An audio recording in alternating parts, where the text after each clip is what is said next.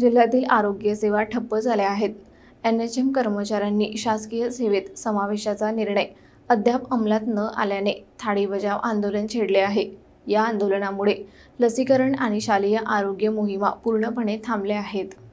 राष्ट्रीय आरोग्य अभियानांतर्गत कार्यरत कर्मचाऱ्यांच्या मागण्यांकडे शासनाने दुर्लक्ष केल्याचा आरोप करत गेल्या 15 दिवसांपासून काम बंद आंदोलन सुरू आहे।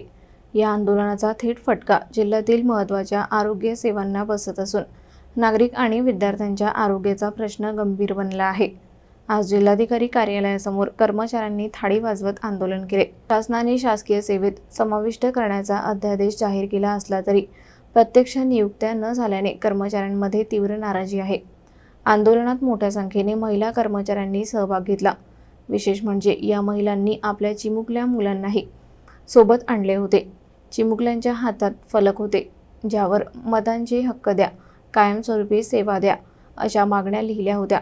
काम बंद आंदोलनामुळे जिल्ह्यातील लसीकरण कार्यक्रम पूर्णपणे ठप्प झाला आहे।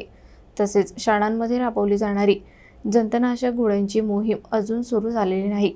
यामुळे हजारो विद्यार्थ्यांच्या आरोग्यावर परिणाम होण्याची भीती व्यक्त केली जात आहे। एनएचएम कर्मचाऱ्यांचे म्हणणे आहे की शासनाने तातडीने निर्णयाची अंमलबजावणी करावी, अन्यथा आंदोलन आणखी तीव्र करण्याचा इशारा त्यांनी दिला आहे। यामुळे येत्या काही दिवसात आरोग्य सेवा पुन्हा कोलमडण्याची शक्यता आहे। मुख्यमंत्री साहेब, एकच मागणी पूर्ण करा, माझ्या मम्मीला परमनंट करा।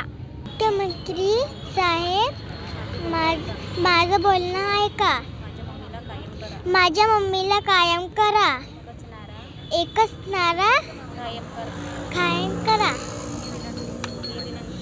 हे विनंती।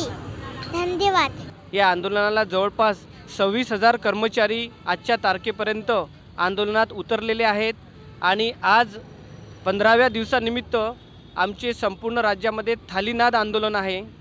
कारण की शासनाने ज्या आमच्या प्रलंबित ठेवलेल्या मागण्या आहेत, शासनाने अद्याप समायोजन न केले, तसेच इतर मागण्या पूर्ण केल्या नाहीत।